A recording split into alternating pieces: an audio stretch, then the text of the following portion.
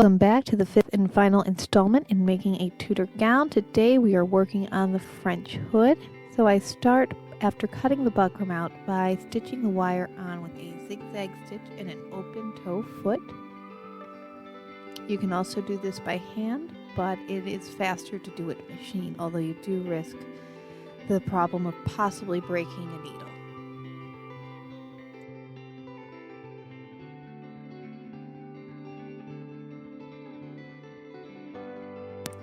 Okay, now I am going to glue white cotton flannel onto the buckram. This is known as mulling, and I'm just gluing this on with liquid stitch.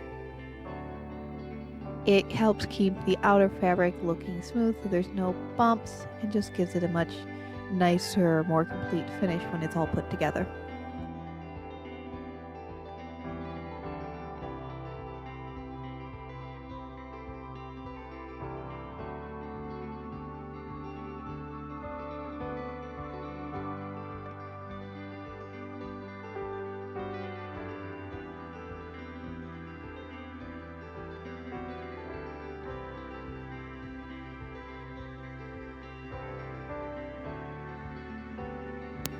I then traced around the finished pieces for the top and base of the French hood and just roughly made a seam allowance around those so I would have enough fabric to cover it with and fold under and stitch down.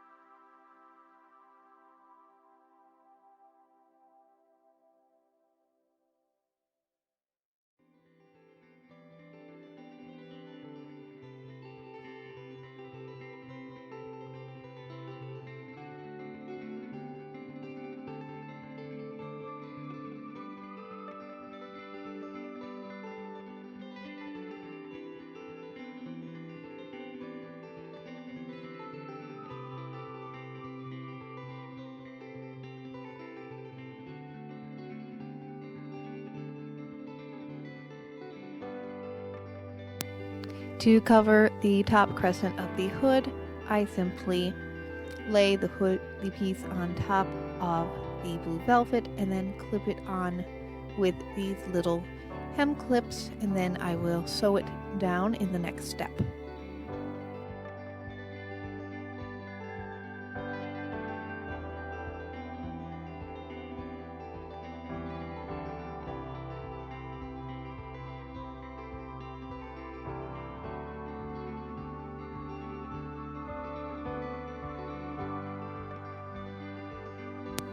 To sew the velvet to the crescent, I stitched it on by hand by doing kind of a back and forth stitching, almost like corset lacing,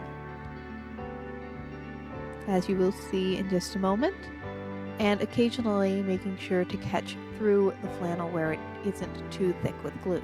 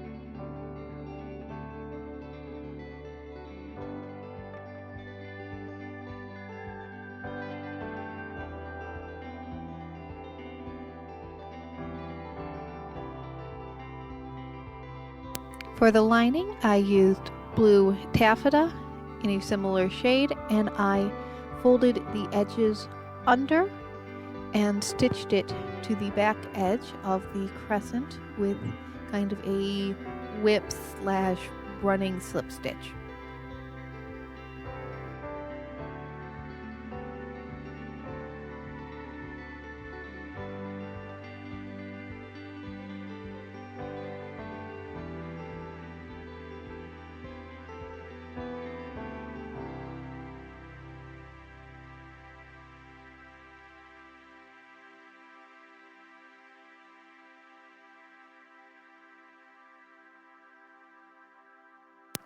I then repeated those same steps to make the base for the French hood.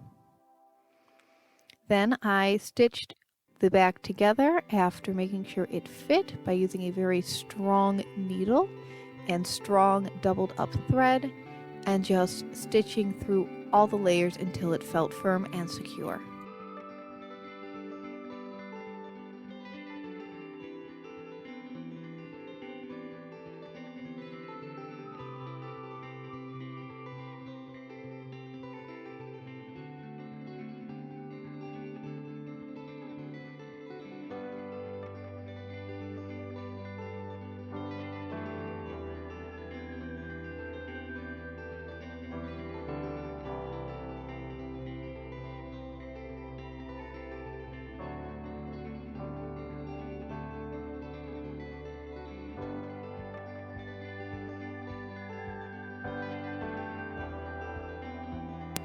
I hand stitched the crescent onto the base after making sure the centers lined up.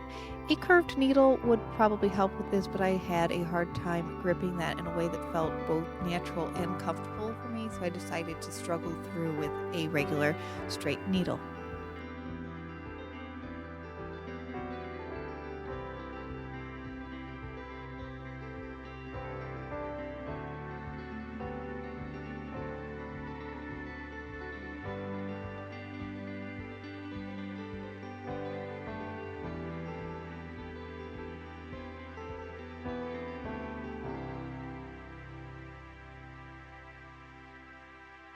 I trimmed where the blue meets the gray fabric on the French hood with gray beads, the same ones that I used on the girdle, and I made a string of these and then hand stitched these down at intervals every few beads so they wouldn't wiggle around once they're in place.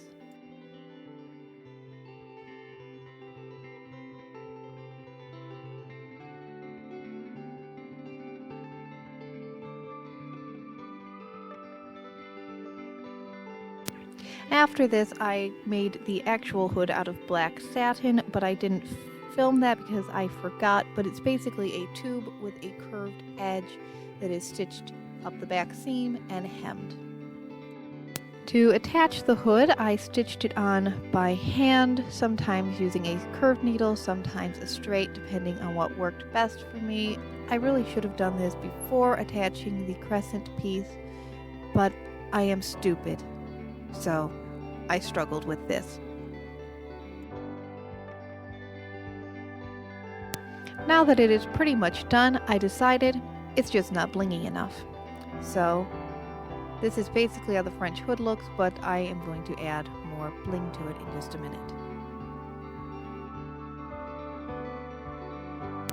So I made a ruffle of silver lace, which I pleated and stitched down on my sewing machine to go along the front opening right along the hairline of the hood.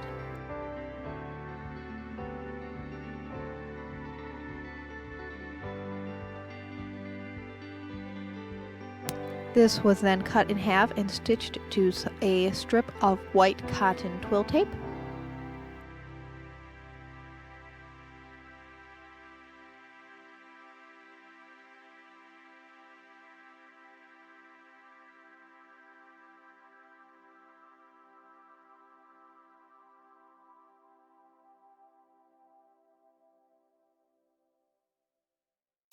Here it is pinned in place, and I then hand stitched that very carefully, not to let any stitches show, to the edge of the French hood.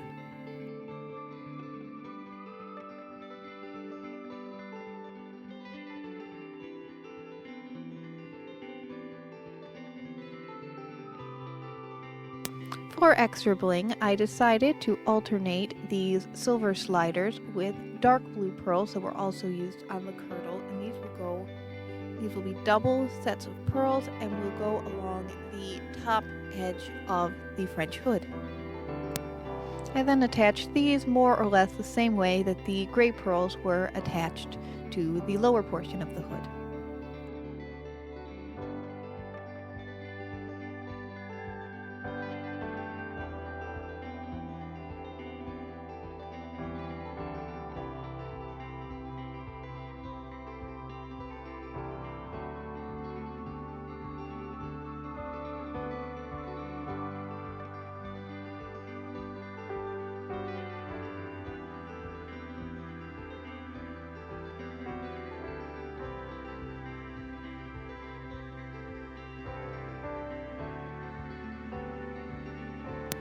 And now the hood is all done.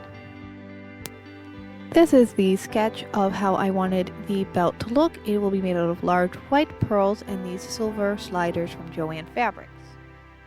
And this medallion at the bottom from Truly Hats. So basically I just strung the pearls, 4 pearls between each medallion, double sets of 4 pearls, and then just strung those through. I didn't film much of this because I have never made any form of jewelry before, and I didn't feel qualified to really say anything about any of this. So, there you have it.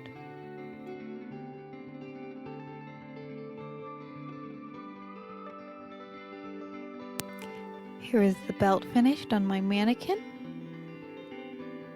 It closes at the front with large, slightly decorative hooks and eyes, and has this medallion at the bottom. I also made a matching necklace out of pearls and a cross from JoAnn Fabrics, which closes in the back with loop and lobster claw.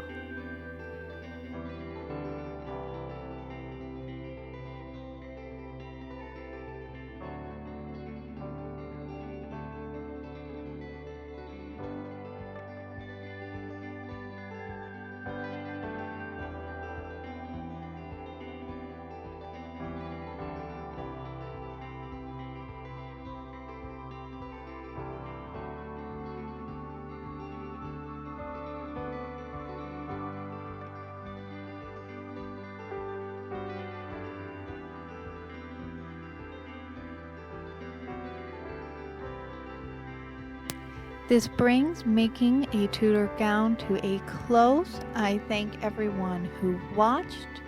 Please remember to like and subscribe and leave a comment if you are so inclined, and tune back in later. I will have more costuming content for you. Thank you.